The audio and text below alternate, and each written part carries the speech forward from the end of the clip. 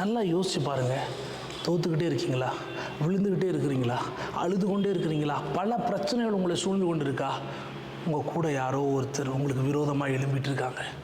உங்கள் உறவுகள் எப்படி? உங்கள் நண்பர்கள் எப்படி? யாரோட அதிக நேரம் செலவு பண்ணுறீங்க? யாரோட அதிக நேரம் பேசுகிறீங்க, பழகுறீங்க? எல்லாரும் நல்லவங்களாக இருக்க மாட்டாங்க. நல்லா புரிந்து கொள்ளுங்க. உங்கள் தோல் மேலே கை போடுற மாதிரி இருக்கும், ஆனால் அவங்க காலை வாரி விட்டுகிட்டே தான் இருப்பாங்க. வழி தவறி விழுந்துக்கிட்டே தான் இருப்பீங்க. ஆகான் அதை தான் செஞ்சான் யோசுவாவுக்கு.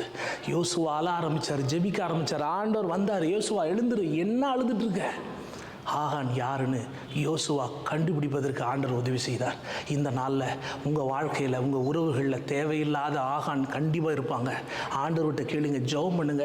ஆண்டவர் நிச்சயமாக கண்டுபிடிக்க உதவி செய்வார். அதுக்காக தான் 10 ஜெப குறிப்புகளை ஏற்படுத்தியிருக்கோம். கீழே லிங்க் இருக்குது. உங்கள் வாழ்க்கையில் இருக்கிற ஆகானை தூக்கி போடுங்க. தேவனுடைய ராஜ்யத்தில் தூக்கி நிறுத்துவார் உங்களை. கர்த்தர் உங்களை ஆசீர்வதிப்பார். ஆமென்.